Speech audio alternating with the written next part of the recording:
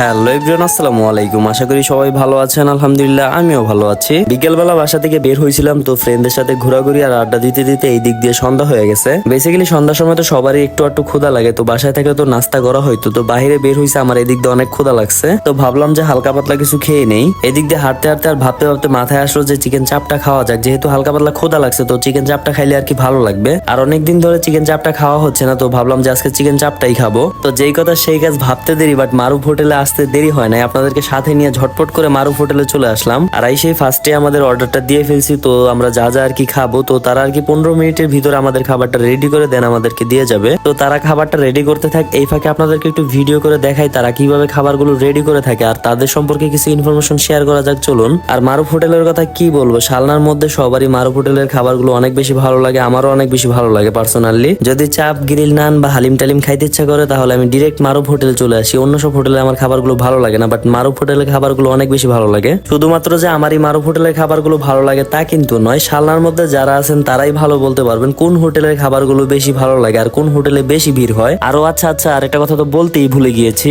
এই ভিডিওটি শীতের শেষ দিক দিয়ে শুট করা ছিল, বাট আমার ফোনে অনেকগুলো ব্লগের ভিডিও শুট করে রাখার কারণে আর এই ভিডিওটি এডিট করে যে আপলোড করবো সেটা আর হয়ে ওঠে নাই। হঠাৎই আজকে এই ভিডিওটি চোখের সামনে পড়লো, তো ভাবলাম যে ভিডিওটি এডিট করে আপলোড করে আপনাদের সাথে শেয়ার করা যাক। দেন যেই কথা সেই কাজ, ভিডিওটি নিয়ে এডিট করতে বসে বললাম, তো অনেক দেরি হয়ে গেছে। আর বেশি দেরি না করে প্রপারলি ভয়েস ওভারটা দিয়ে ভিডিওটি এডিট করে এই তো আপলোড করে আপনাদের সাথে শেয়ার করলাম। এই তো আপনাদের সাথে কথা বলতে বলতে মাত্রই আমাদের খাবারটা রেডি করে দিয়ে গেল। তো ফার্স্টেই তো বলছিলাম আজকে খুব চিকেন চাপ খাইতে ইচ্ছে করতেছিল, তো চিকেন চাপ অর্ডার করছিলাম, আর চিকেন চাপের সাথে আমরা নিছি হচ্ছে নান রুটি। তো বিসমিল্লাহ বলে খাওয়া শুরু করলাম। কেউ আবার আমার খাওয়া দেখে চোখ মারবেন না প্লিজ, তাহলে বুঝতেই তো পারতেছেন আমার অবস্থা খারাপ হয়ে যাবে। যাই হোক, একটু মজা করলাম আর কি। চিকেন চাপটা সত্যি অনেক মজা হয়েছে, মশলার পরিমাণটা একদমই পারফেক্ট ছিল, আর কুকটা ভালো মতো করার কারণে মাংসের ভিতরে মশলাটা প্রপারলি ঢুকতে পারছে। অনেক জায়গাতে এই চিকেন চাপটা খাওয়া হয়েছে, কোথাও হয়তো পাইছি যে মশলার পরিমাণটা বেশি ছিল, বা কোথাও হয়তো পাইছি ভালো করে কুক করা হয় নাই। বাট মারুফ হোটেলের চিকেন চাপটা আমার কাছে অলওয়েজ অনেক বেশি ভালো লাগে, বাট কার কাছে কেমন লাগে সেটা সঠিক জানি না। আমার কাছে পার্সোনালি অনেক বেশি ভালো লাগে, সেটাই আপনাদের সাথে শেয়ার করলাম। এদিক দিয়ে আপনাদের সাথে কথা বলতে বলতে খাচ্ছিলাম, আর মারুফ হোটেলে নতুন করে রুমালিয়া রুটি অ্যাড করা হয়েছে, তো ভাবলাম যে চিকেন চাপটা দিয়ে একটু রুমালিয়া রুটি দিয়ে খেয়ে দেখি যে কেমন লাগে। দেন একটা রুমালি রুটি নিয়েছিলাম চিকেন চাপটা দিয়ে খেয়ে দেখার জন্য যে কেমন লাগে, বাট আমার কাছে আহামরি তেমন একটা ভালো লাগে না, বাট আমার কাছে নানটা দিয়ে চিকেন চাপটা ভালো লাগে। দেন যাই হোক, খাওয়াটা শেষ করলাম। এদিক দিয়ে একটা কোল্ড ড্রিঙ্কস বানায় দিতে বলছিলাম, তো আর কি লেবু আরো মরিচ টরিচ দিয়ে কোল্ড ড্রিঙ্কস বানায় দিল, খাইলাম। কোল্ড ড্রিঙ্কসটা অনেক ভালো লাগলো। তো আজকের এই ভিডিওটা এই পর্যন্ত ছিল,